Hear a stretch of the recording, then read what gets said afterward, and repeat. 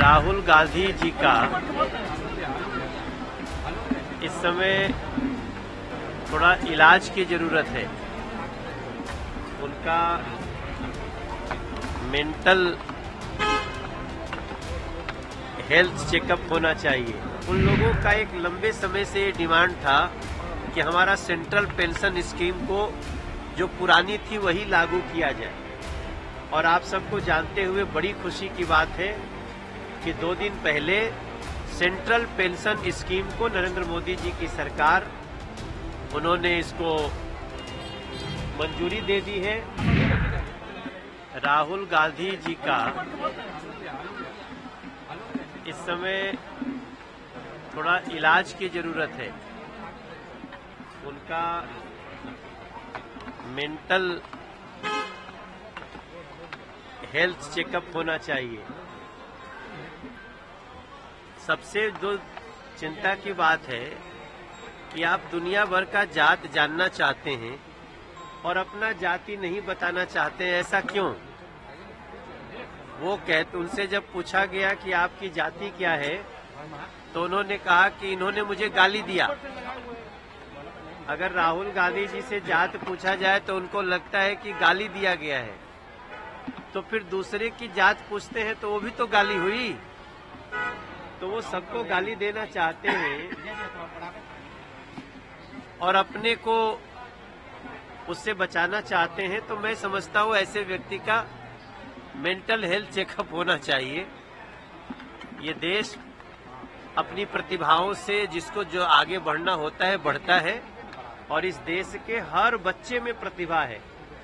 जरूरत है समय पे उस प्रतिभा को तराशने की, लेकिन पता नहीं, चूंकि इन लोगों को इतना दिन से सत्ता में रहने का आदत हो गया था राहुल जी को, कि सत्ता से निकलने के बाद वैसे ही तड़प रहे हैं जैसे मछली को पानी से निकाल दो। पेंशन पॉलिसी सर पास कर दी गई है। इस देश के जितने सरकारी केंद्रीय कर्मचारी हैं, सरकारी कर्मचारी हैं, उन लोगों का एक लंबे समय से ये डिमांड था कि हमारा सेंट्रल पेंशन स्कीम को जो पुरानी थी वही लागू किया जाए।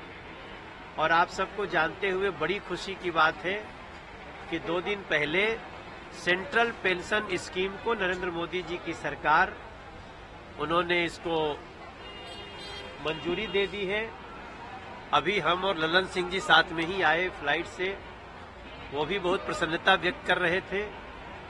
और मैं समझता हूँ ये देश के जितने सरकारी कर्मचारी हैं उनके लिए बहुत ही खुशी की बात है कि जो भी सरकारी कर्मचारी की जब नौकरी खत्म हो रही होगी या जब वो छोड़ रहे होंगे तो उसके 1 साल पहले जो उनका वेतन होगा उसका 50% उनको पेंशन के रूप में मिलेगा।